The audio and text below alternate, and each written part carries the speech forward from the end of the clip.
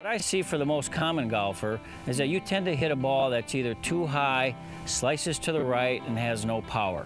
And to me, there's basically three common reasons for that to happen. First of all, most of you tend to have a grip is what we call too weak. The left hand is underneath the club too far, and the right hand is on top of the club at address.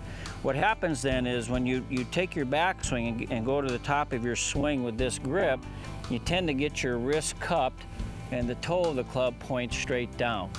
Right now, this golf club says I should hit the ball way over to the right. So the natural instinct then is to swing over to the left to compensate for the face being right. So many of you get a swing that looks much like this then. When your club face is open at the top of the swing, your hands, arms, and body have to compensate to allow the ball to start to the left and go back towards your target. So what happens at the beginning of your downswing is the club head comes down first, then your left hip backs up towards your right to give you room to swing to the left.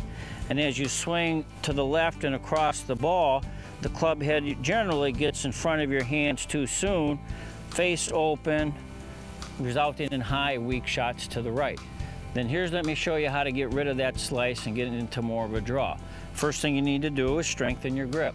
You need a grip here that comes a little bit more across your hand with your palm on top and the palm of your right hand facing the target.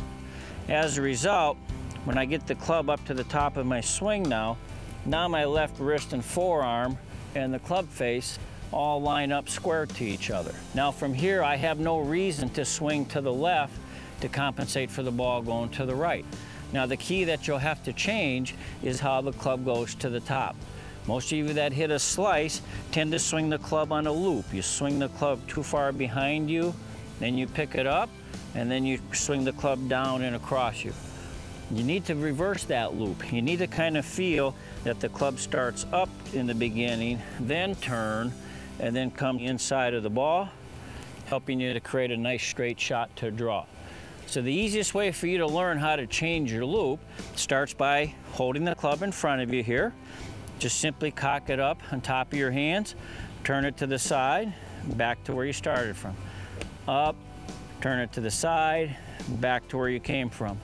Now the next thing you need to do is add a little arm swing with this. So as you swing your arms back, cock it up, turn it to the side, bring it back to square.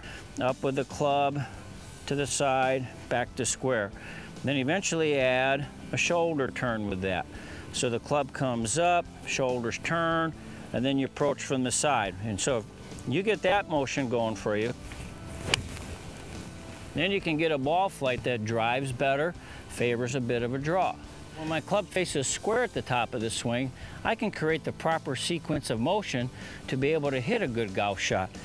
And at the top of the golf swing, what happens now is my lower body can start the downswing rather than my upper body with the slice. So when I start my downswing, I literally feel some weight transfer from right foot to left foot. My left hip moves back up on top of the left foot, then my shoulder, then my arms, then my hands get to the ball first, and then the shaft and head lag a little behind, allowing me to compress the ball correctly against the ground, get the club face to rotate, and hit that beautiful draw that you're looking for. You do that, and you'll be hitting the ball as good as any tour player I know.